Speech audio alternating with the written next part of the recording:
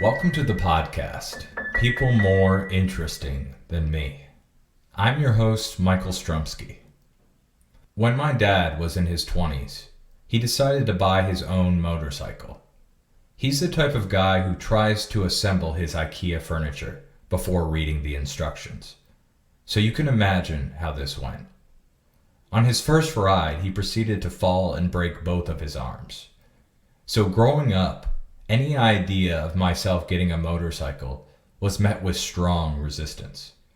And that's why my next guest is more interesting than me. Bridget McCutchens has been around motorcycles all her life. She's already taken multiple long trips to Baltimore and New York from her home in northern Wisconsin. She is currently attempting to be the youngest to circumnavigate the world by motorcycle. The trip can last more than a year and take at least 24,000 miles of riding. Enjoy. Today I have with me is Bridget McCutchens. Good morning. Good morning. How are you? Good. So where are you? We'll start off where are you currently? I am in Bogota, Colombia, in sort of the older part of town. It's quite nice. And we're gonna have the second question be, where did you start? I, in life, no idea. I started this trip in Ashland, Wisconsin, which for those who don't know is very north in the US, sort of east. It's right by Canada. And it's not going to stop in Bogota. Can you kind of explain what your path is from, I guess, at least here from Bogota? Oh, so like the rest of the route. We're planning on going, me and my riding partner are planning on going south through Colombia, to Ecuador, and then Peru, Chile, going to the Atacama Desert. I'm really excited about that. Back into Chile, Argentina, Chile, Argentina, Chile. And then, because originally I was planning on flying out from Buenos Aires, Argentina, but it looks like it's going to be easier to fly out from Santiago, Chile. So that's kind of changed up a little bit, but that's okay. And then from there, probably Madrid, Spain, and then going north to the UK, Ireland, coming back, going through a bunch of European countries, not sure which ones yet, and then Turkey, and then Russia, and then all the way across Russia to Vladivostok, and then South Korea, and then probably back. My first follow-up question is why? Because I can. No. I mean, yes, absolutely. It wasn't my idea. It was my brother's idea, and his reasoning was, I'm too old to do it, so you can. And then it started mostly as just like an excuse. Like previous to this, I have pretty much never traveled. Like I rode my motorcycle through Canada once last year for 4 hours. Like that's literally the first time I had been outside of the US. And I always really wanted to. Like I'm a pretty curious person, and I think other cultures are really fascinating. So that was a big part of it. And then it turned into like, as I went along, there were people that came to me and were like, what you're doing is so cool. Like it's so inspiring. And I'm like, excuse me? What?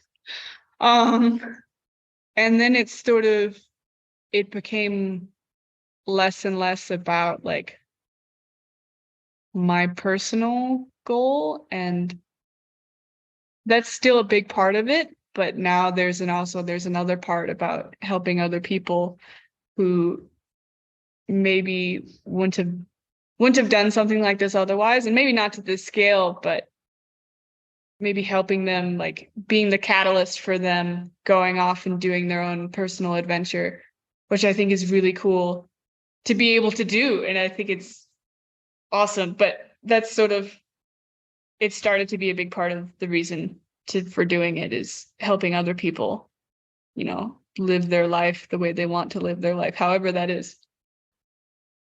And whose record are you obviously you're not trying to, I guess you are trying to break the record. So who are you trying to take that away from? Who was previous to you? So the previous one is Henry Crew from England. And I don't know.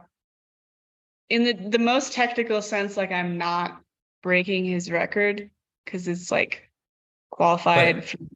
Yeah, I know. I don't know. I talked to You're him racing against your age, basically, right? Yeah. You're racing against your age. You're not racing against. I understand that, but it's just like it's more whimsical, don't you think? Like you're racing against yourself. How often can people? I guess they're breaking their own records, but you're racing against your time clock. Isn't that kind of funny? It's a little bit funny. I think about that every once in a while. It's like we just met another motorcyclist, the only other like young person that we've met on a bike, Deacon. I can't remember his last name. I think I can send you his last name. Anyway, and he's 23, and we were talking to him about the record, and he's like, yeah, I could have done that when I was 22. But it's weird because like, now it doesn't matter. He's still like, we're probably going to meet up again in Ushuaia or somewhere along the way. But it's like, it's interesting because, time moves by and then you can. It's like, oh. Yeah, because maybe in like 30 years, somebody who's like 18 or 16 or something like that might try to break the record. I hope so. But that's the good thing with you. It's just like when, I don't know, you see the Olympics and you see somebody throw the javelin or whatever they throw, the shot put. It's like once you see that it can be done, you set a new line. And it's just like, okay, that's possible. And that's what you're doing. And that's what you just explained. And that's like, because there's no record for youngest woman. And when you look it up, like when I first started and you looked it up, there was like barely anything. There was barely anything there. There was like the first woman to go around the world on a motorcycle, who, forgive me, but I cannot remember her. I'm very bad with names, so please no one take it personally. But there was like nothing there. And I'm like, well, this is ridiculous. Because there's tons of women that have gone around the world on a motorcycle. And I mean, now when you look it up, like I pop up and I'm there, and I'm really hoping that, some other young lady gets curious about it and looks it up and be like, someone's done it. Okay, cool. And, I would love someone to break this record. Even if someone started and did it before I finished, I would be more than happy to see that happen. Yeah, no, that's amazing. So with all this time, I mean, obviously the outsider doesn't really understand what goes into it. What are some of like logistics that a normal person wouldn't think goes along with the task, like this feat? I think honestly, the hardest logistic that I didn't realize was going to be so hard is literally just finding a place to sleep every night. Like, especially when you're moving so much and like things happen during the day, maybe you didn't make it as far as you thought you would or whatever, and then you're just somewhere and you're like, well, now I have to find a place to sleep that, is safe from people or animals or whatever. And that's really, really hard. Let me think. Borders are all pretty similar. Like they're simple, but they're still difficult. Like, gas is easy. Parts are parts are okay. I think the biggest thing is just like finding a place to stay, and also just finding a place to park the bike. Like there's certain areas like you can't park the bike because it's at the wrong angle, and then you put it down on the kickstand and then your bike falls over. Have you got any parking tickets yet? No. That's amazing. So many times you've parked and no parking tickets. That's amazing. No, I haven't even thought about that. It has not even occurred to me. I don't. Most areas probably don't have people tick. Maybe in where you're at now in the city, but I would imagine like along where you're going, there's not many people ticketing No. And until you get to motorcycles the are big kind of cities. like, I don't know, they're kind of a gray area. Motorcyclists just sort of do whatever, which is, Exactly. cool and kind of sketchy at the same time. So compared to when before you first left, do you Mhm. feel like you've gained a more this? My wife said this would be a stupid question, but I'm still going to ask it because Okay. this is my podcast and not hers. Ah, But do you feel like you've gained a more like maybe this is a stupid question, but spiritual level with your motorcycle more than you yes. have? Like, do you feel like it's hard for me to explain because I don't think No, I know I've ever exactly what heard you're it saying. really asked that. So I've worked around machines my whole life. And when you first, like, this is a brand new bike to me. Like, I got this in March of last year. So I haven't even had this motorcycle for a year yet. And this is like going, when you first get a new machine, like every machine has a personality because there's like, there's standardized stuff and everything is, the same, but it's not. You cannot make everything exactly the same. So every single motorcycle, every single anything has its own personality. And when I first got the bike, I was like, I didn't hear anything. And I don't mean in like a literal sense, like I can't hear my motorcycle talking, but difficult like ride it at first because it was really different from what I was used to, and it was taller than I was used to. And now it's like it's literally just part of me, which is so cool. And like I know her personality and I know like all this stuff. And it's so much easier to write because it's like we have a dialogue. And then, I know this is just a machine and blah, blah, blah, blah, blah. But this bike means a lot to me. And there's like, not everybody does that. Not everybody has, I guess, a connection with their motorcycle, but like, this is my life. This is, my friend. Yeah, because the way you describe it, it sounds like kind of like a prosthetic limb that like the way you're saying that you spent so many hours with it, it would be crazy not to have that. Like Yeah. like this is how much she needs like torque she needs to get up this hill. Like you can hear when there's something wrong with it, or you can feel Yeah. the vibration. That's one thing that's different from the car, because you're not like holding on to the car like you would Hmm. the motorcycle. Yeah. And I didn't even think about that. That's crazy. It's like you're hugging it like Yeah. No, 24/7. you're constant, like every day you're hugging it. Um, and Mab is like, it's funny because my partner has exactly the same motorcycle. It's just like a 2017 and Mab's a 2020. And I'll get on her bike and like I was on her, she was having like an issue with the idle. So I got her on her bike to ride it around, see if I could figure it out. And I was like, I don't know when to shift because it sounds different. Because I'm so used to the sound that Mab makes Mhm. that I get on another motorcycle, even though it's literally exactly the same motorcycle. It's it's almost like completely different. That is funny. I mean, I totally get that. I just can't think of like maybe my car. Maybe I can explain it because I can just feel like when there's something wrong, just Hmm. because I and I feel like that's like with my kids now. I have kids, so that's a thing. And you can just tell like when there's something very slight off, and you're like, something doesn't feel right. I don't know if it's like the Matrix and there's a Yeah. glitch and you just feel uneasy. Yeah. Well, it's also like as like social humans, we anything that we spend, and not everybody does this, right? Like not everybody names their motorcycle, not everybody translates those, I guess, signals in the same way. But like the way I do it, um, my brain like translates these different sounds and whatever into like messages. So it's like, I don't know. It translates to my brain to like me talking to my motorcycle, and which I know isn't happening, but Yeah. you Yeah. know.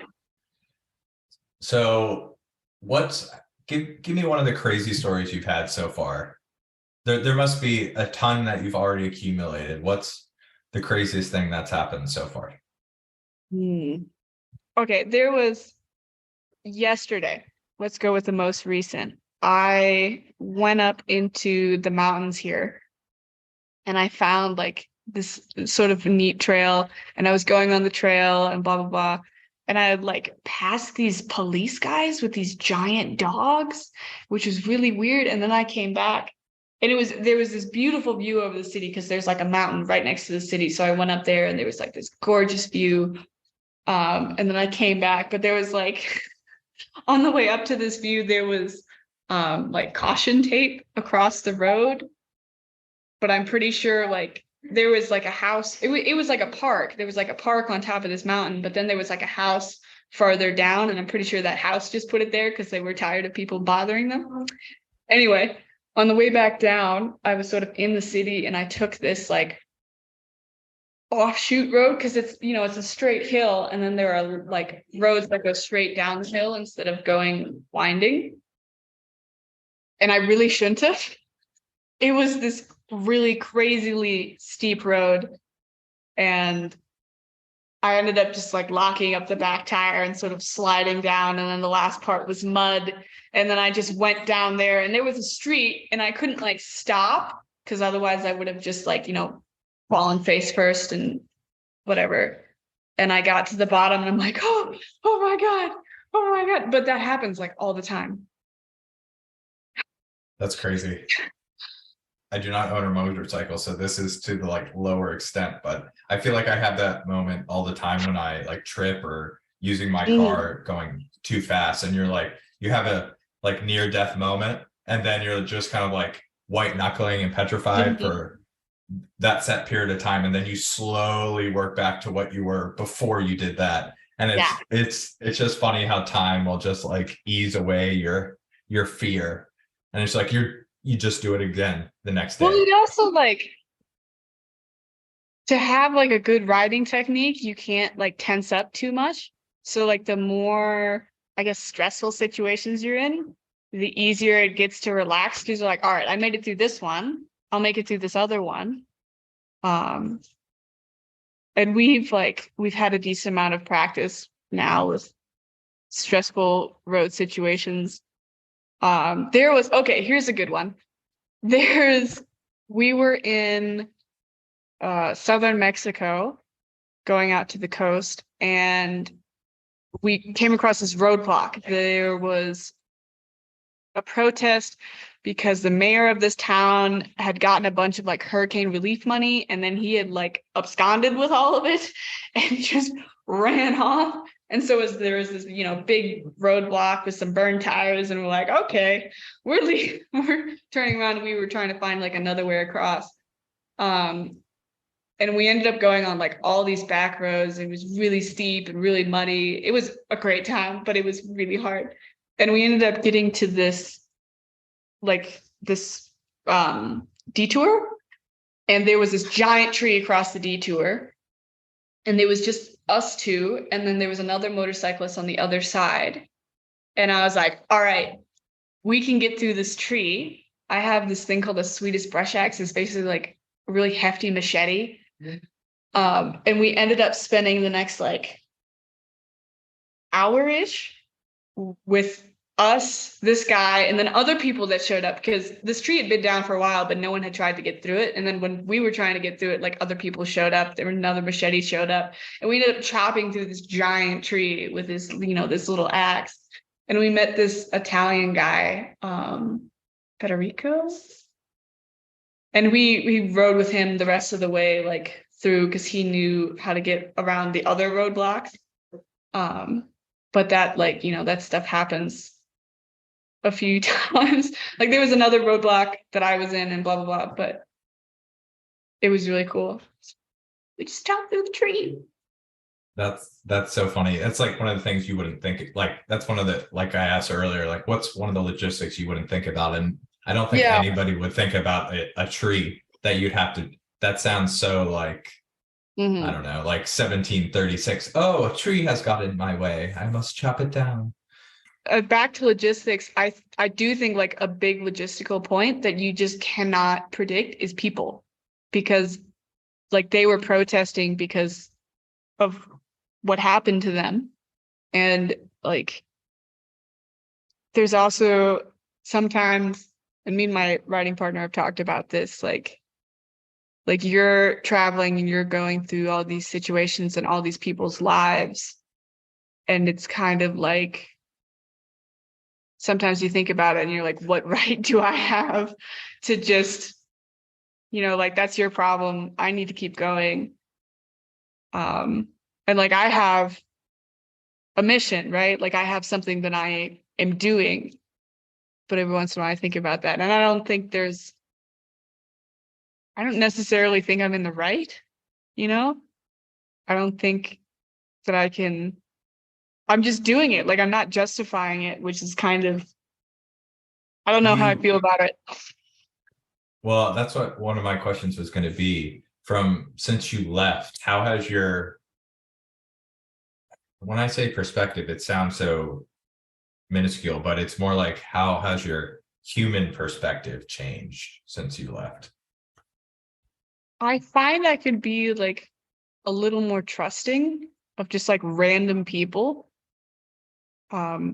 Because you definitely have like people that do not have anything close to your best interests. And they are there, whether you see them or not. But I think the majority of people are quite nice and very helpful. And we've gotten a lot of support on this trip. I've gotten so much support on this trip. And I don't think I'm never going to be able to pay it back directly to the person that it was, that gave me whatever it was. So I think something I've learned from this is like paying it forward. I think I'm in my life continuing, I'm probably going to put more effort into helping other people that like, ask for my help. And I can't help everyone for sure. I just would like to be like be able to be very generous with my resources. However, I can help other people, because I've just had so much almost unprompted help, like in major, major ways. And it still kind of boggles my mind. I would like to think I'm getting more patient with That's good. other people and I think with myself too, because I wrote like when I started this trip, there's, you have this little voice in your head and you can ask yourself a question. It's sort of like, for me, it's like a yes or no answer. And at the beginning of this trip, like, I think I was getting there, but I wasn't quite like friends with myself yet. And now I'm like friends with myself, which is crazy, because it's been something like for a really long time in my life. I was like, no, like, I don't, like, you're okay, but I don't know. I don't know about you. And now I'm like, yeah, we'll hang out. Is that either A, because you spend so much time on the bike solitarily, or is it because all these different situations you've been going through? I think both. Okay. Because I feel the same way when I'm by myself for like quiet periods of time. It's like recommuning with yourself, if that sounds I close. definitely think, me and myself have gotten to have many, many long conversations with each other. And I think through that, because you always like other people do things and you're like, I don't think any worse of you for doing that. But then you do something that you would normally never care about another person doing. And then you get all like upset at yourself and blah, blah, blah. Or you look back on your previous self and you're like, that was so stupid. I was so dumb. And now like when I look back, and mind you, this is not 100% of the time, but most of the time I just laugh and I'm like, you did that. And I'm not sure exactly when it happened, but I'm really grateful for that because I feel like, I don't know, sometimes like every once in a while I'll be on the motorcycle and I'll be like, I'm perfectly happy right now. And it's like just like a few minutes, right? It pretty much never is very long. Something else happens, blah, blah, blah. But you can have these like moments of inner peace, which is just so fucking cool. It's so sad that when you have those moments, you think about it and you're like, how long is this going to last? Mm-hmm. But from my experience, when you're happy, you're not learning and you're not growing. That's the bad thing. It's just like you're in a frozen state. Mm-hmm. And it's just so counterproductive.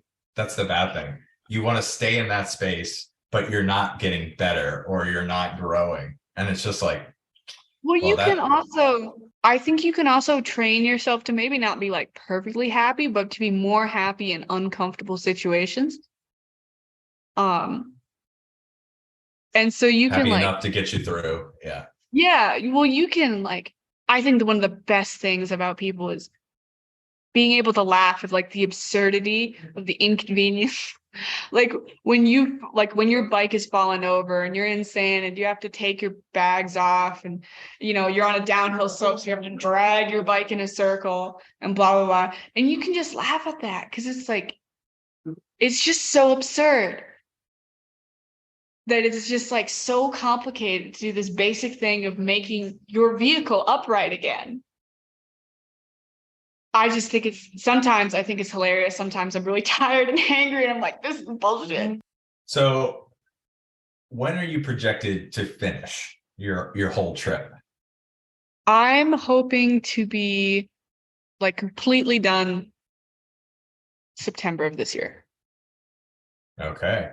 So after that September, do you have anything immediately planned? Like, you know how people like they go to the moon, they go on a long trek, and the first thing they want is like a McDonald's cheeseburger or something crazy. You want root beer? Okay. When I get home. That's I am a really big like beverage person. I don't drink very much like alcohol, but I love like, I don't know, craft sodas and stuff. And I love root beer and there's no root beer here. And I'm so sad. But anyway, probably. Is there any specific brand, by the way? Are you a Barks or are you a A&W or more of a I'm not like the Jones? parts of the glass bottles. There's one called Hank's that I'm quite fond of. Sprickers is okay. I think Sprickers is really sweet. Oh, we've got a connoisseur here. There's a lot of brands that like, so I'm really dyslexic. So a lot of times I won't even bother reading like the label. I'll just know what the label looks like. So there's a local brand that's made in Wisconsin that's really good. But yeah, I like sort of like the not necessarily more bitter, but not so like sweet, like a nice root beer. I also really like ginger beer. What about birch beer? If you're throwing all these other I don't think I've had birch beer. I'll have to do that. It's a lot like root beer, but I don't know what makes the difference. Maybe it's just root beer. So let's say after you get your root beer, obviously there's a lot of development before you get there this fallish, but where do you see what's your plan after that? What's your 5-year plan? Oh, you don't need to have. I actually have one. I did this the other day. Well, not the other day, a month ago, in Mexico City. I finally wrote it down. So I'm going to go back to boats. My like actual career is working on boats and being a merchant mariner. And then I might do that for I think I'll do it for like 1 full season. And then I want to get my small pilot's license. Like, sort of the biplane sort of deal. And I obviously have to learn more about airplanes, but anyway, boats, get my captain's license, finish getting my captain's license, get my pilot's license, somewhere in there acquire a classic car of some vintage or another. And then probably go back to boats again. And then somewhere in there, there's going to be more motorcycle trips. I would really like to go to Australia and ride around Australia. I would love to do that. And just like go back like to these individual countries. Like I'm going through all these countries really quickly because I'm sort of on a time crunch and I have limits on how long I can stay in one place. So I'd really like to like, I don't know, work with a company or something. Like I'm sort of looking at Royal Enfield because I think the Himalayan is really cool. And like go to these different countries and just like ride around and see all these cool things and like test out bikes. I think that would be really, really cool, but also like maintaining my like professional career of like boats and blah, blah, blah, and airplanes. So that's the 5-year plan. That's good, man. You're already ahead of the curve, and plus you got plenty of time to work out the finite details on your bike. Just slowly work out the details. Mm-hmm. So my last question: what is something your parents did that you'd like to pass on to the next generation, and what is something that you might want to do differently, or something new that you'd like to pass on? I think I would like to pass on my parents' work ethic. I grew up on an organic farm and we had one skid steer and that was the only equipment that we had. And so there was a lot of manual labor. And especially like my dad, I mean, my mom too, like she does a lot of stuff, just like sort of in a different capacity.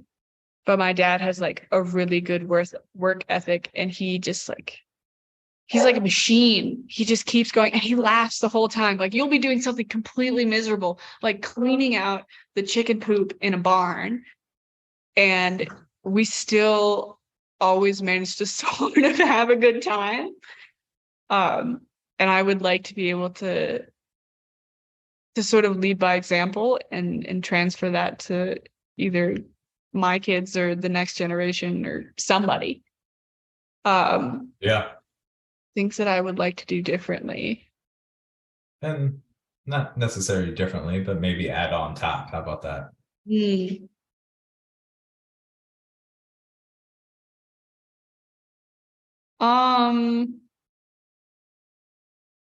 I think like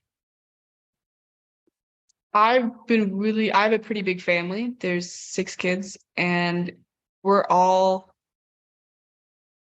pretty close. Like we all have a really good relationship with each other. And I think I would like to, I guess, transfer that. But like adding on to that, like we did a lot of work together, and which is always really fun, but we didn't do a lot of like recreational stuff. And so sometimes it was really difficult when we weren't working. Like I remember going out to breakfast with my dad because like my birthdays, we would go out to breakfast with my dad.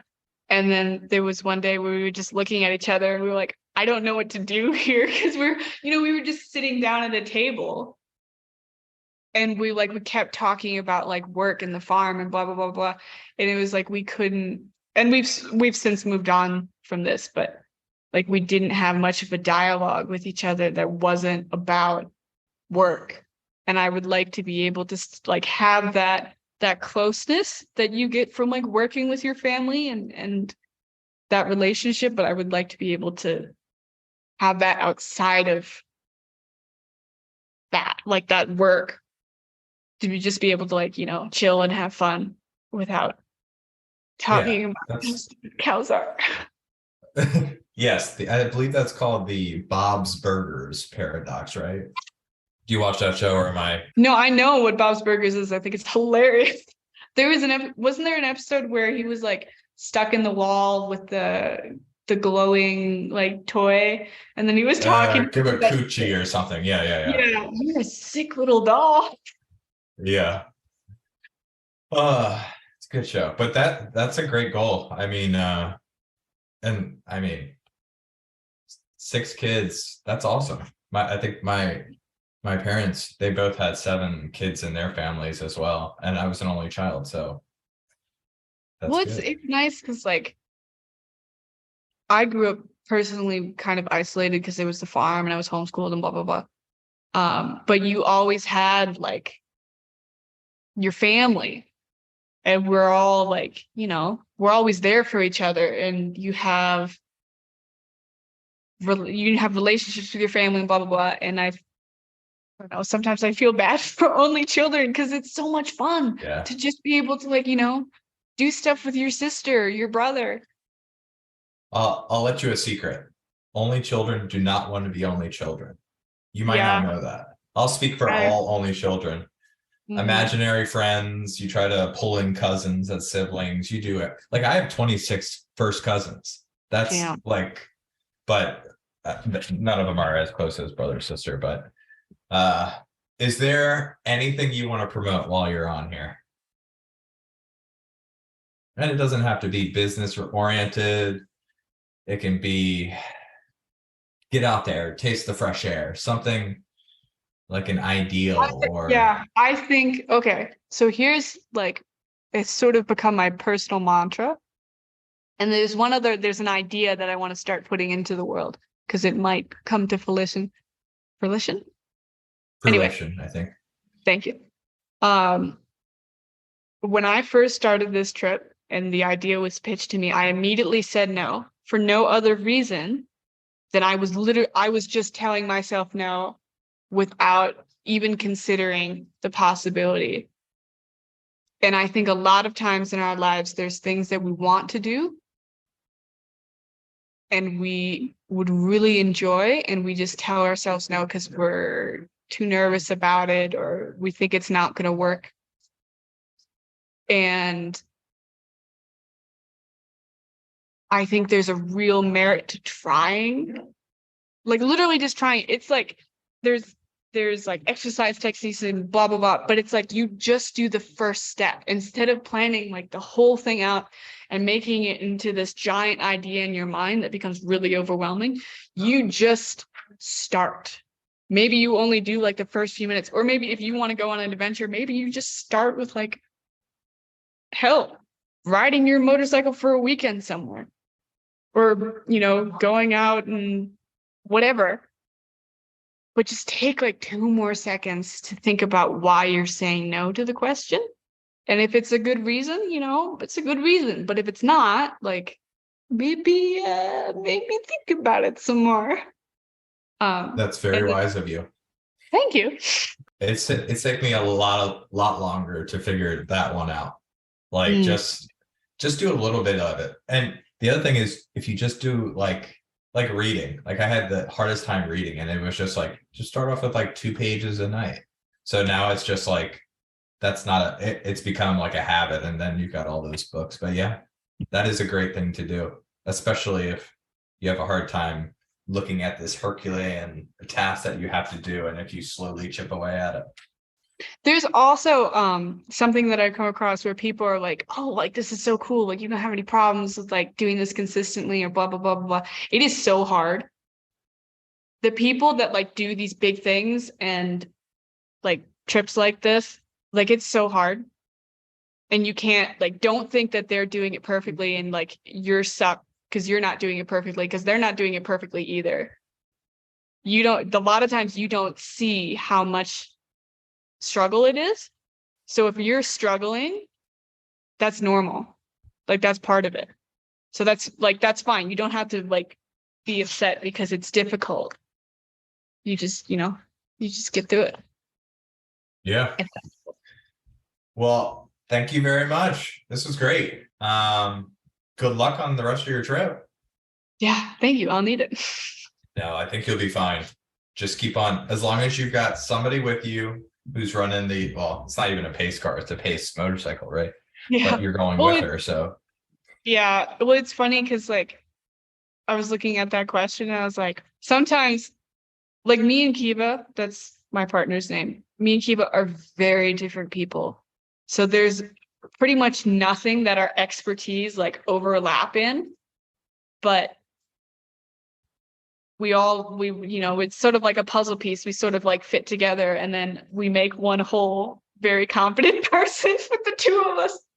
So yeah, no, she's a great person, and I really hope that we can go the whole way together, because that would be dope.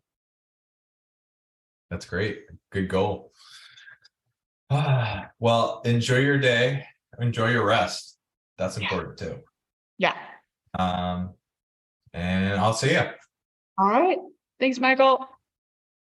If you like this week's episode of People More Interesting Than Me, please follow me on Apple Podcasts so you won't miss out on more episodes like these.